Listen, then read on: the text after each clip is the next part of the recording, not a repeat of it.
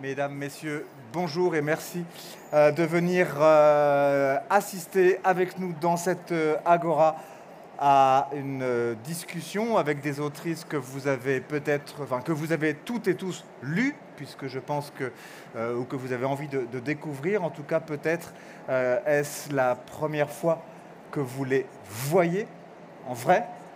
Peut-être du coup, est-ce la première fois que vous allez les entendre en vrai. J'imagine que vous les avez peut-être déjà entendus sur leurs différents réseaux sociaux, leurs différentes chaînes YouTube, etc. Puisque c'est aussi une des caractéristiques de la relation entre autrice-auteur d'une part et lecteur-lectrice d'autre part, justement ces réseaux sociaux. Je vous les présente sans plus tarder, puisque nous aurons une discussion à la fois littéraire, romanesque, mais aussi justement sur l'objet livre qui participe aussi du fait que les lectrices et les lecteurs que nous sommes amoureux aussi de l'objet de livre et de son contenu.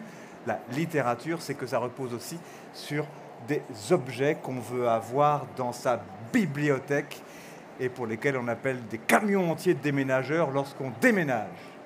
C'est aussi parce qu'il y a des gens qui écrivent et qui fabriquent ça que les déménageurs ont du travail.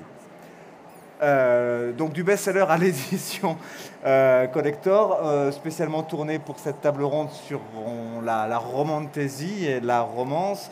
À ma droite s'est posée une autrice, alors à ma connaissance, Alex Astor, l'américaine Alex Astor. C'est la deuxième fois que vous venez au Festival du Livre de Paris. Je vous avais déjà rencontré, nous vous avions déjà rencontré il y a 2 ans. Il y a 2 ans était paru le premier tome de la saga Lightlark en édition, on va dire, en édition livre, c'est-à-dire non collector, il va falloir distinguer comme ça. Et ben vous n'avez pas chômé, puisqu'il y en a 3 aujourd'hui, et les 3 se trouvent traduits et édités dans une édition, on va dire, de livre, et puis donc aussi tous les 3 dans une édition exprès pour les musées ou alors pour nos bibliothèques qui sont aussi quelquefois des musées. C'est ce genre de choses, d'objets, très beaux objets, papiers différents, grammages différents, coloris différents, bref, un autre univers. On verra ce que vous avez rajouté ou pas dessus, car votre consoeur qui s'est assise à votre droite, qui est la française, c'est ça, je ne me trompe pas.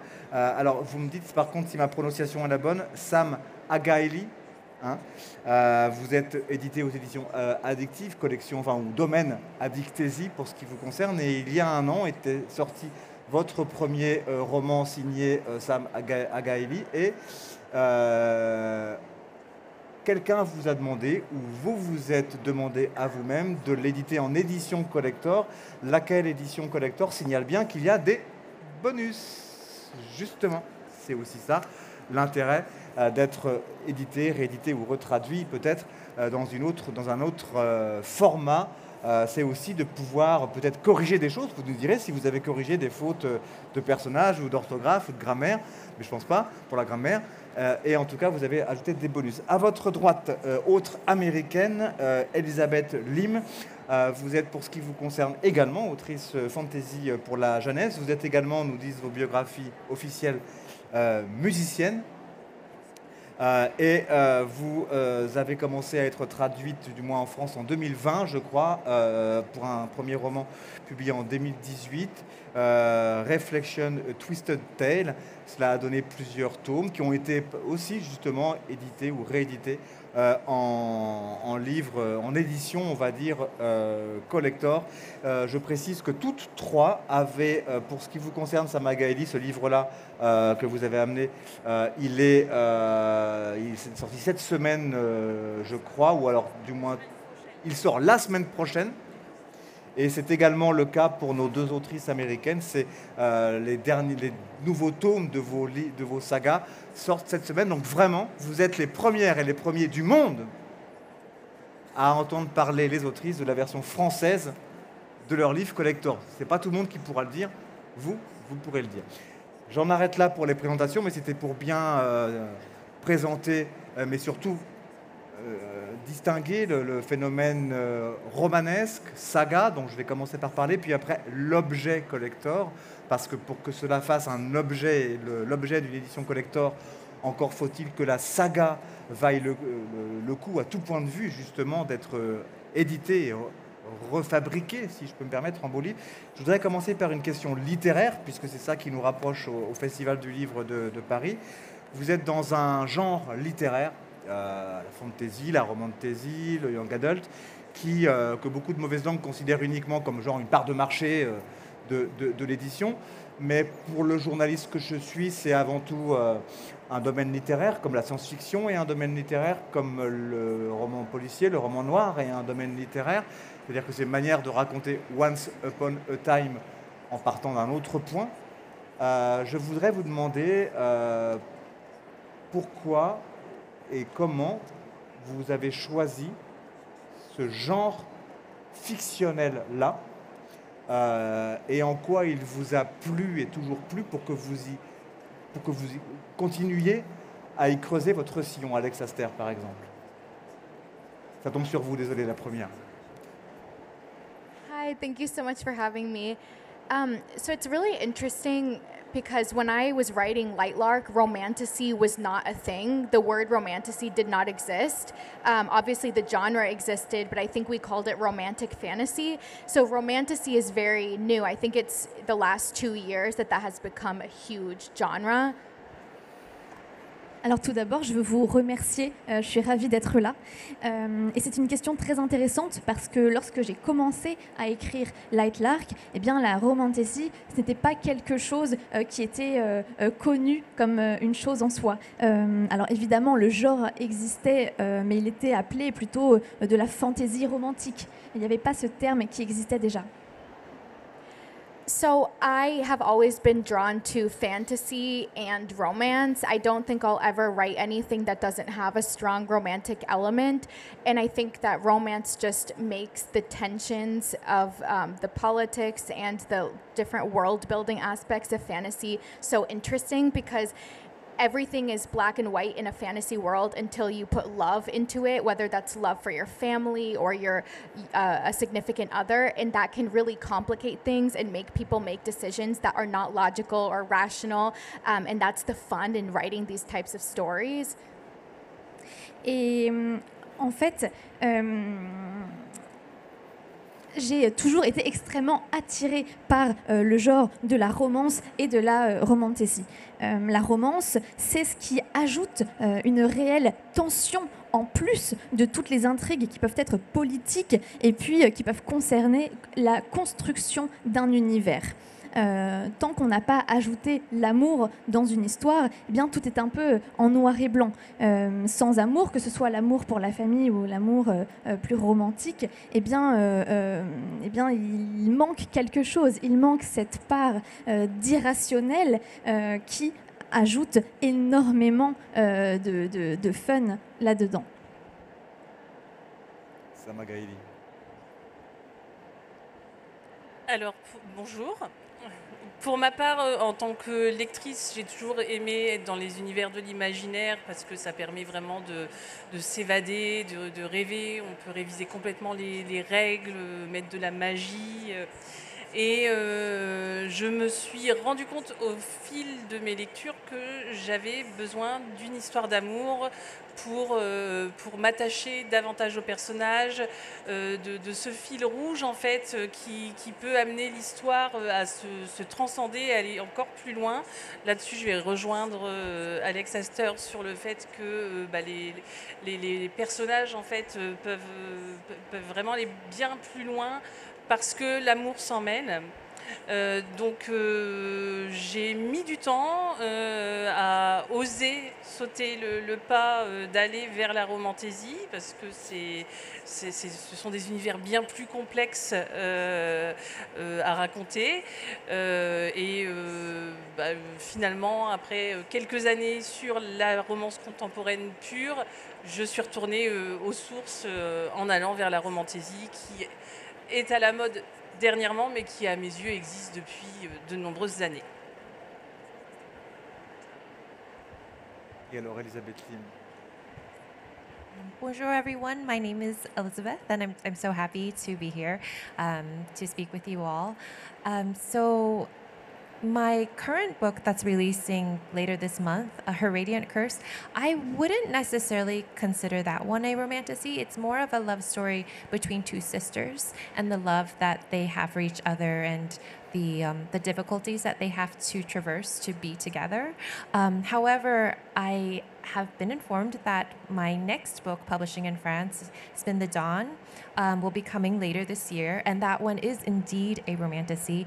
I wrote that one in 2018. It published in 2019 in the US, and it is very much a love story about a tailor who has to sew 3 magical dresses. And as Alex mentioned, romantasy is a pretty new term, do you want? Bonjour à tous, je m'appelle Elisabeth Lim. Je suis très heureuse d'être avec vous aujourd'hui pour avoir cette discussion tous ensemble. Donc en effet, le livre que je vous présente maintenant est sur le point de sortir en France. Je ne dirais pas qu'il s'agit vraiment d'un roman du genre romantasy. C'est plutôt une histoire d'amour entre 2 sœurs. Des difficultés qu'elles ont à dépasser pour pouvoir vivre leur relation de sœurs. Mais j'ai été informée que mon prochain livre, qui est sur le point de sortir à la fin de l'année, Spin the Dawn en anglais. Ok, donc c'est dans la collection Blood of Stars, le sang des étoiles, et il va sortir à la fin de l'année, et ça, il va être présenté comme un livre de romantasy. C'est un livre que j'ai écrit à partir de 2018, qui a été publié en 2019 aux États-Unis, et ça parle. C'est à propos d'une tailleuse de vêtements qui fabrique des vêtements magiques. And as Alex mentioned earlier, the term romantasy is quite new. So when I first began writing Spin the Dawn, I didn't conceive of it as a romantasy. I thought of it very much as a fantasy with romance very central to the plot. And that romance actually came about quite naturally. Just when the 2 characters met, they had such chemistry that they pretty much told the story themselves. So I'm excited for you all to read it. Et comme Alex l'a très bien expliqué, ce genre, c'est une invention récente. Moi, au moment où j'écrivais ce roman Spin the Dawn, je n'avais pas conceptualisé ce genre spécifique. Je voyais plutôt mon livre comme un livre de fantasy avec un aspect de romance essentiel au cœur de l'histoire. Et l'aspect de romance s'est développé naturellement quand les personnages se rencontrent et qu'il y a une telle attirance entre eux. C'est eux, en fait, qui finissent par tisser l'histoire. Alors, vous avez toutes 3, avec vos caractéristiques, parlé de créations que vous aviez faites qui étaient dans un décor ou dans un genre imaginaire, un décor fictif par définition et dans une catégorie qui serait la fantasy ou la romantasy. Et d'autres, vous avez dit aussi qu'il y a des romances plus contemporaines, donc qui se situent dans un monde qui serait apparemment concrètement, matériellement, économiquement, si je puis dire, peut-être sentimentalement, le nôtre. À partir de quoi vous décidez ou la main invisible de l'inspiration vous amène à situer cette histoire d'amour dans un décor fictif, dans un décor de fantasy, donc imaginaire, sur lequel nous, on n'a pas de prise. Donc là, c'est vraiment vous les maîtres, les maîtresses. Ou alors, à partir de quand vous décidez, ou alors la Providence fait que ça va être dans notre monde que cette romance, pour le coup, va se dérouler alors qu'il s'agit aussi de sentiments. Commence qui veut.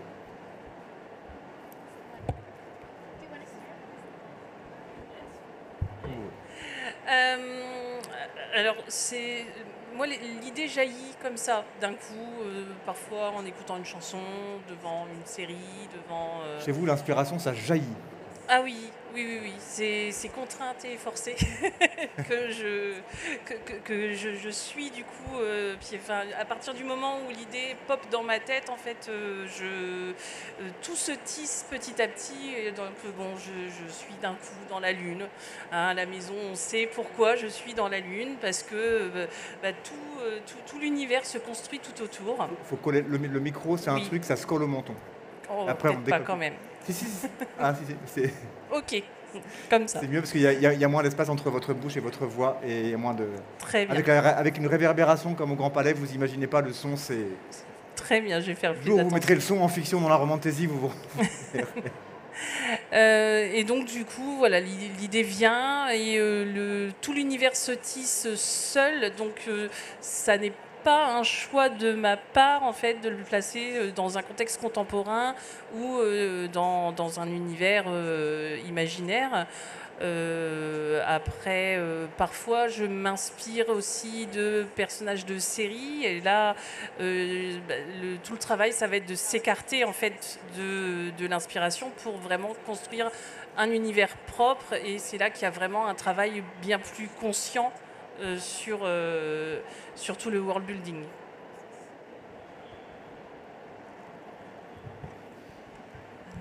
Hello. When I was growing up, there weren't very many stories, especially fantasy stories, set in Asia.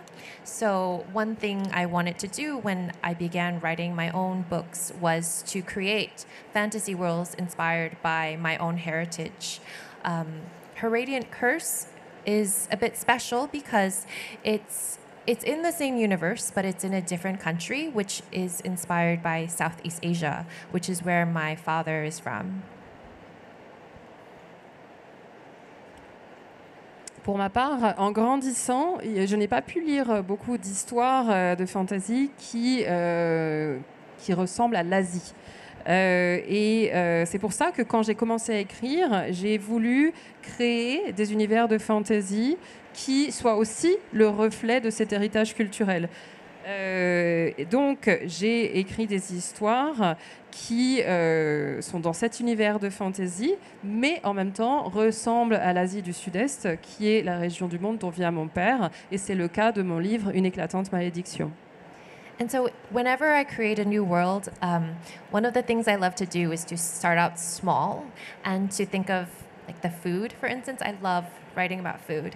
So I'll create dishes that I grew up eating, that my grandparents made for me, or that I just absolutely love, and I'll bake them into my stories just to make them feel a bit more real and less like fantasy. And then I'll start doing that with everything else, with the clothing, with the interactions between the people, and even with the characters. Like each of my characters are fictional, very fictional, and rarely inspired by anyone I know in real life. However, the relationships that they have with each other are very much, very, very much inspired by like my relationship with my sister, or well, not particularly in this book since they're cursed, but.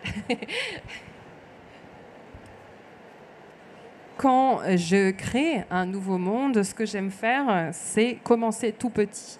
Commencer avec des détails comme la nourriture, le genre de plat, inspiré d'ailleurs par les plats que mes grands-parents me faisaient quand j'étais petite. Et ces aspects-là jouent un grand rôle dans mon processus créatif parce que c'est comme ça que mon univers devient plus réel et moins du domaine de la fantasy. Donc, je me concentre beaucoup sur la nourriture, sur les vêtements, sur les interactions entre les personnages. Mes personnages sont complètement fictifs, rarement inspirés par des personnes que je connais dans ma vie, mais les relations entre les personnages sont souvent inspirées par mes propres relations, un peu par ma relation avec ma sœur, mais pas tant que ça, en tout cas dans mon livre Une éclatante malédiction, puisque les deux sœurs sont maudites. I always write what I want to read, and so I was reading a lot of romance, and that's why I started writing this book in 2021. And then I decided to put it away for a little bit because I didn't know if I was going to be able to publish a fantasy book, or sorry, a romance book that wasn't fantasy. But then I started writing it a few years later, and that's why I write romance now. En fait, j'écris toujours ce que j'ai envie d'écrire. Et moi, j'ai toujours lu de la romance. Et c'est pour cette raison-là qu'en 2021, j'ai commencé à écrire mon livre de romance. Et ensuite, je l'ai mis de côté parce que je ne savais pas si j'allais être en capacité de publier un livre de romance alors que j'étais déjà en train de publier de la fantaisie. Et ensuite, quelques années après, j'ai pu à nouveau m'y replonger. Sachant que si je ne me trompe, hein, vous allez avoir un livre là pour le coup de romance. Je ne sais pas s'il est paru ou s'il va paraître bientôt. Je sais que ça se joue à quelques jours près, puisque vous venez nous voir pour ces ces 6 livres en fait, quoi, la trilogie en livre et la trilogie en collector, mais aussi Un été à New York qui va paraître, ou je ne sais pas s'il est paru aussi chez Lumen. Il est paru, voilà. Où là on est en pleine romance, comme son titre l'indique, contemporaine. Donc là aussi, vous venez pour 2 époques différentes. Vous êtes en promo sur 2 époques différentes. I actually wrote the 2 books at the same time, and so if you read both of them, Sky Shade and Summer in the City, together, you can see parts where I kind of borrowed from each other, and so this is something I didn't realize until way after the fact, but there's a really sad letter in both of the books that made me cry when I was writing it, and that readers have told me has made them cry, and there are even lines that some of the characters say that are very similar, and so you can kind of see the books bleeding into each other, even if it's totally different. It's not a fantasy world. I think when love is at the center of any story, that feeling love is can be described the same way, whether it's a fantasy or a contemporary romance. En fait, j'ai écrit ces 2 histoires en même temps, Sky Shade et Un été à New York. Et donc, on peut très bien faire des parallèles entre ces 2 ouvrages. Moi, je ne m'en étais pas rendu compte pendant l'écriture, mais ensuite, les lecteurs et lectrices ont pu me le faire remarquer. Par exemple, il y a une lettre qui est très triste dans les 2 ouvrages, qui m'a fait pleurer en l'écrivant et qui fait pleurer les lecteurs et lectrices. Et ils ont donc pu revenir vers moi et me faire remarquer qu'on peut établir des parallèles entre les 2. Même si les genres et les styles sont extrêmement différents entre les 2 ouvrages. Mais je pense qu'en réalité, lorsque l'amour est au centre d'une histoire, eh bien, on décrit cet amour-là de la même façon, peu importe le genre dans lequel on écrit. Oui, mais l'amour, c'est une chose, mais l'histoire et tout le décorum qui va autour, c'est autre chose. Parce que dans la vie aussi, il y a de l'amour. On ne lit pas forcément des romans uniquement, si je peux me permettre, pour l'amour. On les lit pour s'enrichir, pour se divertir et pour avoir une histoire, un truc once upon a time. Alors, justement, si vous écrivez les 2 en même temps, comment on écrit sur 2 époques, enfin, comment on écrit en même temps des choses qui concernent donc l'amour sur 2 époques différentes, enfin, sur une époque, la nôtre, réelle, et une époque que vous inventez? So I found it to be easier than if I had been writing 2 fantasies at the same time, because 2 fantasies, this one is in 3rd person and my romance is in 1st person, and so it really did feel like a completely different experience. And so I wasn't writing them necessarily the same day, but when you have a book coming out, you're writing and then you're turning it into an editor, and then you're waiting for a few months. And so during those few months, I would write the other book and go back and forth. And so I found it to be easier because the genres in this writing style was so different. But it wasn't exactly like 3 months and then that I was writing both. It was more months on and off, and it felt just like when you read a book that is very different one after the other, or a movie that's very different. Sometimes you need something uplifting when you're watching something that's sad or very serious, and so for me it was easier than if they had been similar. En fait, c'était même plus facile pour moi d'écrire ces 2 livres très différents l'un de l'autre que d'écrire 2 romans de fantasy en même temps. Voilà, il y en a un qui est écrit à la première personne, l'autre à la 3e. Et puis surtout, je ne les écrivais pas forcément le même jour. En réalité, lorsque l'on écrit, il y a des moments où on est dans l'écriture, ensuite on envoie ce que l'on a écrit à notre éditeur, à notre éditrice, et donc il y a aussi des longues périodes d'attente où on attend leur retour. Et donc c'est dans ces périodes-là que je pouvais alterner entre les deux romans. Et donc ça s'étalait parfois sur plusieurs mois. Et puis, il faut aussi dire que comme lorsque l'on regarde un film, eh bien, on a parfois besoin de s'aérer l'esprit. Si on est dans quelque chose de très triste, on a parfois besoin de faire des pauses et de pouvoir aussi être dans une ambiance un petit peu plus joyeuse de temps en temps. Alors, on a sondé un peu là ce qu'il y avait, un peu les coulisses, des démarches, des écritures, du choix de ces voix et de ces genres. On va continuer à parler de ça, mais en rentrant plus dans le vif du titre, du moins, à savoir donc ces fameuses éditions collector. Et je voulais commencer avec vous, Sama Gaeli, parce que justement, il se trouve que dans l'édition collector, c'est comme ça que ça s'appelle, qui reparaît là, hein, je crois, hein, c'est en ce mois d'avril, hein, pile poil 1 an, c'est ça, après le... 1 an et 2 mois. 1 mois peut-être. Il se trouve qu'il y a ce qu'on appelle justement, et c'est là quand vous parlez de films qui me fait penser, des bonus. Quand le film est sorti au cinéma et qu'il ressort, ça c'était avant la VOD, qu'il ressort en Blu-ray, il y avait ce qu'on appelait, et même c'était à l'époque de la musique et des CD, des bonus tracks. Vous avez ajouté des bonus tracks. Pourquoi? Comment c'est pas uniquement pour une plus-value économique pour monter le prix du livre, mais j'imagine que c'est aussi un défi à vous. Et comment est-ce qu'on rajoute des bonus dans une histoire qui est parue où il y avait un A et un Z Alors, on pourrait presque parler de scènes coupées, du coup, hein, si on reste dans la terminologie du livre, du film. Mais c'est des scènes que j'ai coupées avant de les écrire. C'est-à-dire qu'à un moment donné, j'avais envie... donc, c'est une histoire à 2 voix, hein, même si c'est narré à la 3e personne. Et il y a eu des moments où j'ai voulu mettre la voix de personnage secondaire et je me suis dit, bon, déjà, c'est un sacré défi. C'est peut-être un petit peu complexe sur un premier livre de fantasy. Et donc, je me suis abstenue. Mais je savais ce qui se passait en background, en fait. Et du coup, dès qu'on s'est mis d'accord avec mon éditrice sur le fait de proposer donc, des passages bonus pour le collector, en fait, c'était évident. Je savais déjà quelles étaient les scènes que je m'étais abstenue d'écrire parce qu'elles n'étaient pas pertinentes. Ah, abstenue d'écrire, donc c'est même pas des scènes coupées au montage. Vous êtes abstenue de les écrire. Non, j'ai proposé de conserver quelques petites choses coupées au montage, mais même pas. Non, c'est vraiment, je m'étais abstenue d'écrire parce que c'est sur des personnages secondaires et ça permet d'approfondir leur histoire et de s'y attacher davantage. Mais c'était pas pertinent, surtout sur un gros volume comme celui-ci. Ça n'aurait rien apporté, mais ça se déroulait quand même, donc je n'avais plus qu'à le raconter. Et par exemple, pour vous, Elisabeth Lim, je ne sais pas s'il y a le même genre de bonus dans vos éditions collector, justement, mais pour vous, d'être édité ou réédité, justement, dans ce qu'on appelle, du moins de ce côté-ci de l'Atlantique, une édition collector, qu'est-ce que ça représente pour vous? Qu'est-ce que vous y rajoutez? Et voilà, qu'est-ce que ça incarne pour vous?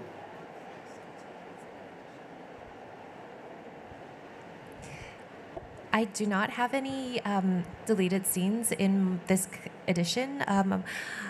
I'm trying to think of some.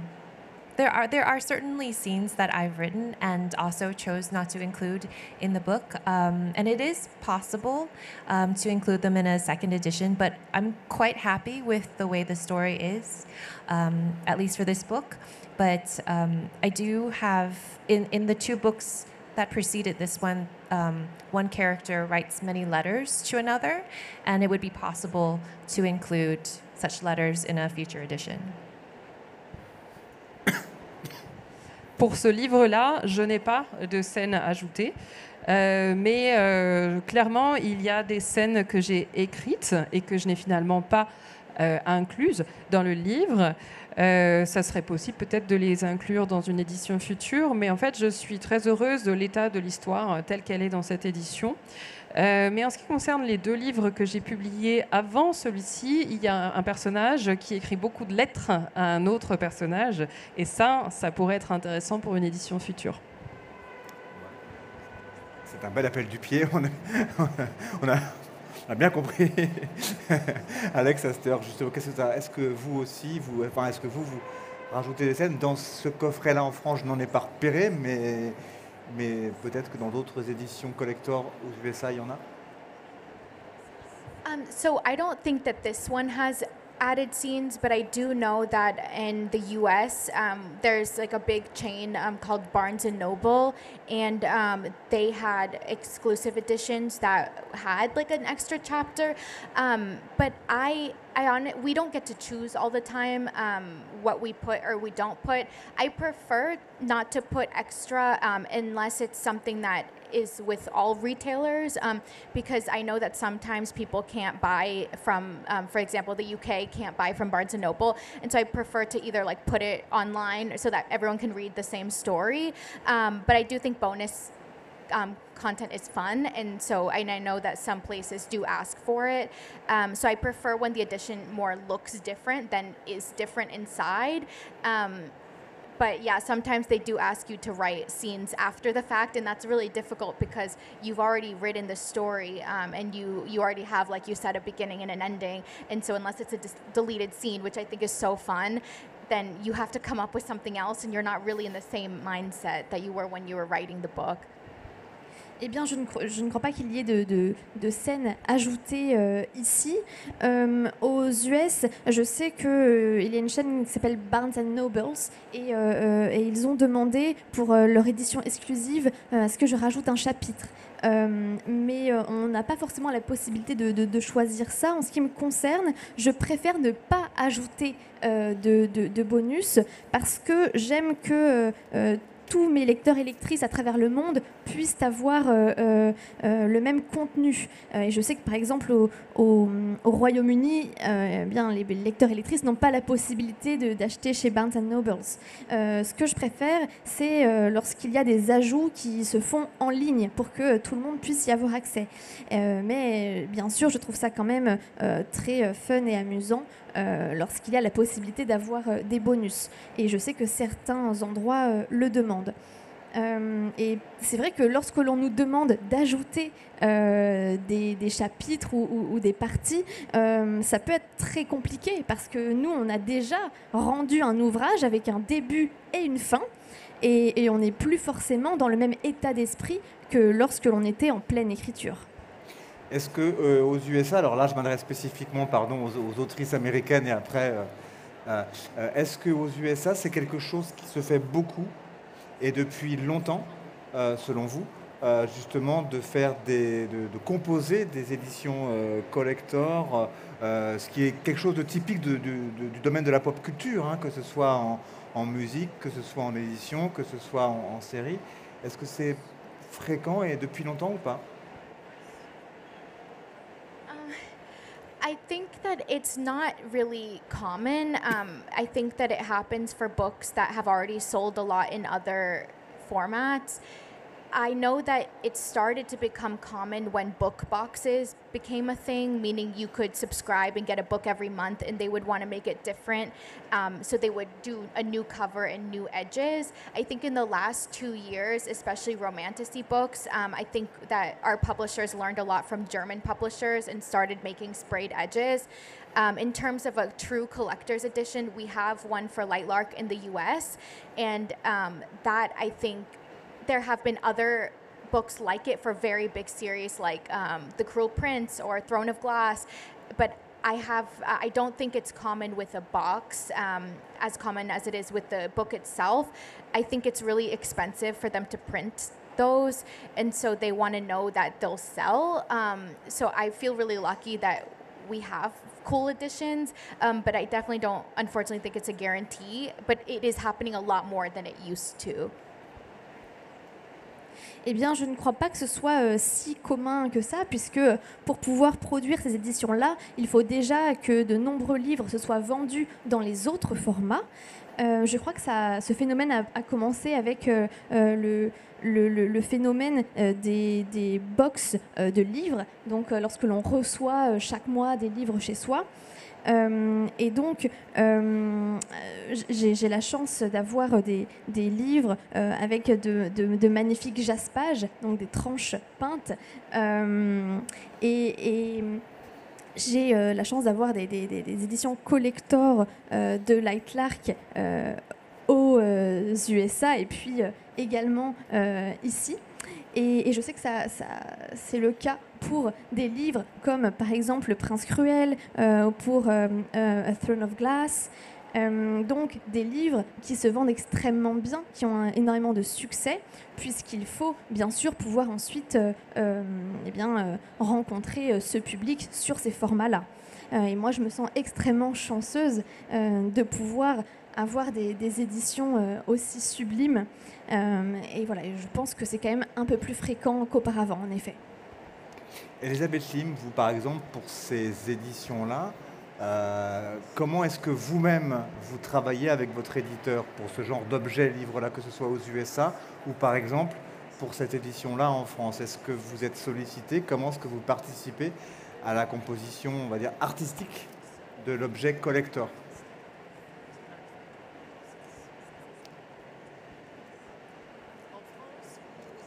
Les deux. So with my foreign editions, usually there isn't too much back and forth between author and publisher. But in the US as well, like authors typically don't have too much artistic direction regarding their covers. Like I'll be shown a few sketches and give some feedback, and then like a more final version will come, and I can give some feedback. But they might not always take my feedback. So, but I have strong opinions occasionally, and I'll definitely share them. My agent will also help me share them, but it's sort of a coin toss whether or not the publisher will listen. So, but it's a very fun process, and I've been very lucky to have such gorgeous covers. So I'm very grateful.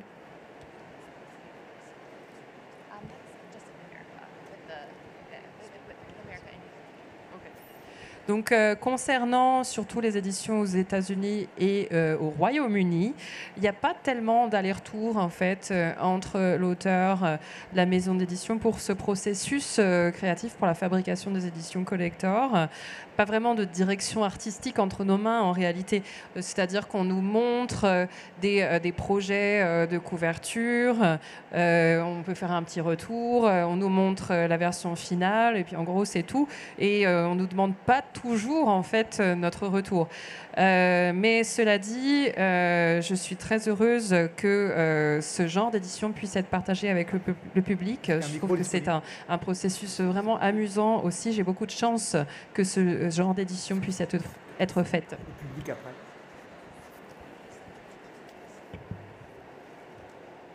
Pardon, excusez-moi, j'étais en train de régler un problème technique. Pour ce qui vous concerne, donc vue de France, à Magali, comment est-ce que vous aussi vous participez à cette réédition, d'autant plus que donc on vous a cette fois autorisé à y mettre des scènes disparues au premier montage. Enfin, vous êtes autorisé à les écrire. On m'a limité en taille, malheureusement. J'en aurais mis bien plus si j'avais pu. Alors, j'ai eu la chance que ça se fasse directement dans les bureaux, en fait. C'est-à-dire que une fois qu'on était sur le concept du relié sur couverture, le contenu, tout ça, je suis venue dans les locaux d'Addictive et j'ai rencontré la graphiste qui fait un travail merveilleux. Et qui nous a proposé en fait de revisiter la couverture du brochet et on a vraiment pu la concevoir en direct en disant tiens ajoute, est-ce que tu peux ajouter ci, est-ce que tu peux ajouter ça, avec elle qui a connaissance des limites des process parce que la dorure à chaud, les rendus en fait c'est des aspects techniques que forcément nous auteurs on ne maîtrise pas.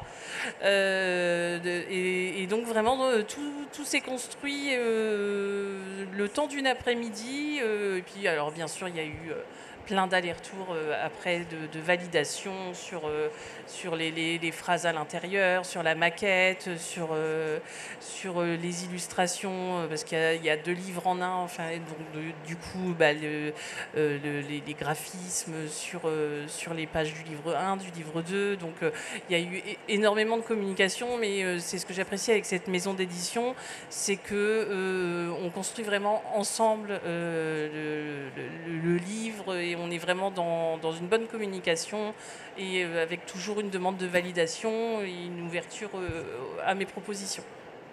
Alors, dernière question avant de passer la parole pour 1-2 questions si on a le temps au public.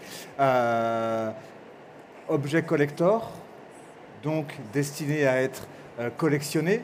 Quand on est amoureux de quelque chose, on a envie de les posséder. Quand on est amoureux de l'objet livre, on a envie de... Alors après, du coup, on développe une passion pour les étagères, mais d'avoir plein de livres et plein de livres collector. Quand on supporte un club de foot, on a envie évidemment d'avoir tous les maillots, et je fais partie de ces gens-là pour ce qui est du foot comme du livre. Être passionné, faire collection, est-ce que c'est aussi comme ça que vous étudiez, vous, la composition de ces objets, parce qu'il s'agit qu'on vous suive aussi comme autrice en faisant collection de vos livres? Est-ce que c'est quelque chose que vous prenez en compte, ça, qu'on collectionne vos écrits autant qu'on les lise? Je me permets de commencer. Alors, moi là-dessus, pas du tout. Enfin, l'aspect commercial, enfin, il n'y a vraiment aucune volonté de calculer. C'est autant collection fan au niveau pop culture, fan d'eux, que commercial. Hein. Oui, alors oui. Alors, certes, donc l'aspect commercial en tout cas, le côté qu'est-ce qu'il faut faire pour plaire, c'est, en tout cas moi c'est pas quelque chose que j'ai en tête, c'est un aspect dont je n'ai pas à me soucier.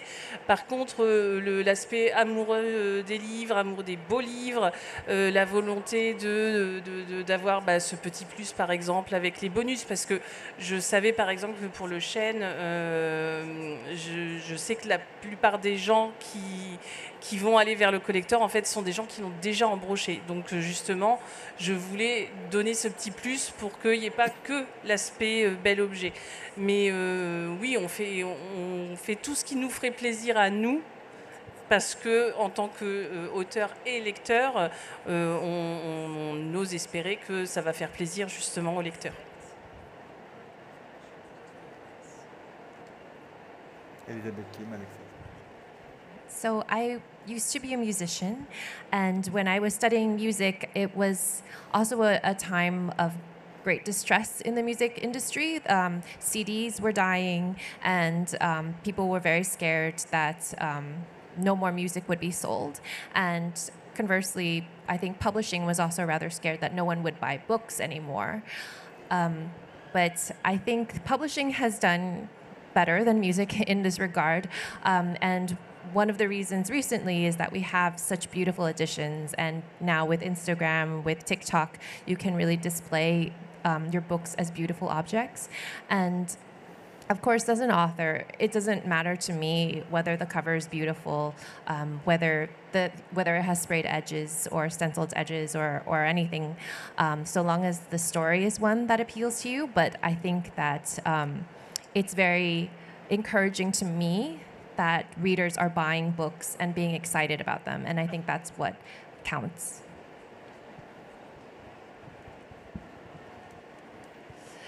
J'ai été musicienne avant d'être autrice.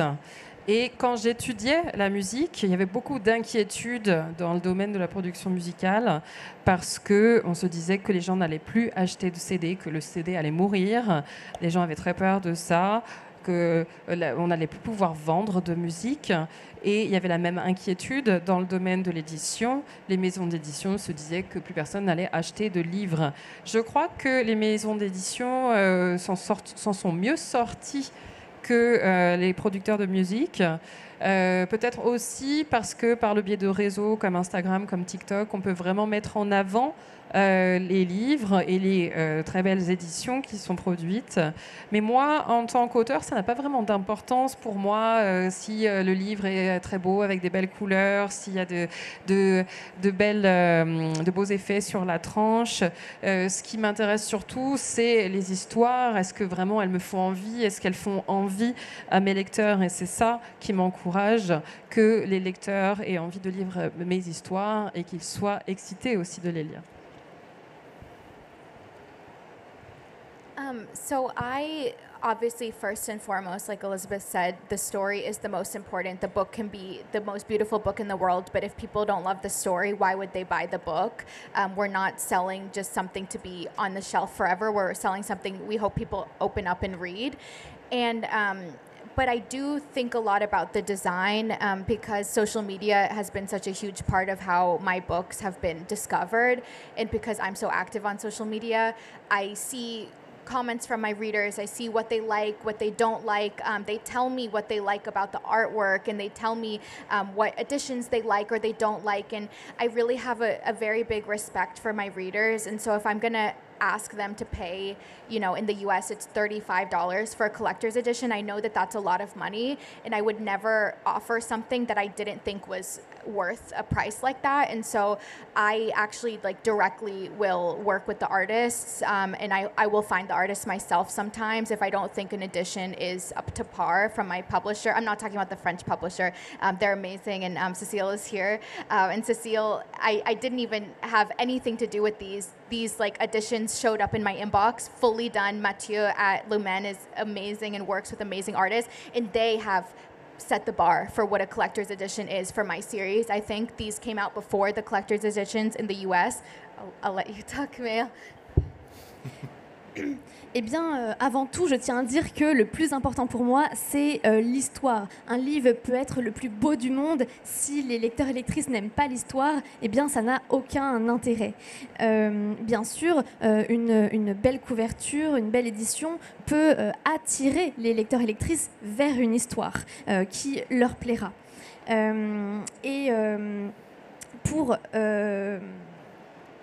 En fait, les réseaux sociaux, dans mon cas, eh bien, c'est en grande partie ce qui a aidé à faire connaître mes livres et qui a permis aux lecteurs et lectrices de les découvrir. Et ces réseaux sociaux-là sont très importants pour moi parce qu'ils me permettent d'avoir des retours des lecteurs qui me disent ce qu'ils ont aimé dans les ouvrages. Et j'ai le plus profond respect pour mes lectrices et lecteurs. Alors, quand un ouvrage sort dans une édition collector avec un prix un peu plus élevé, pour moi, il est absolument primordial que les lecteurs et lectrices obtiennent un objet absolument sublime. Je veux que ça en vaille la peine. Et donc, je prends le sujet des artistes très au sérieux.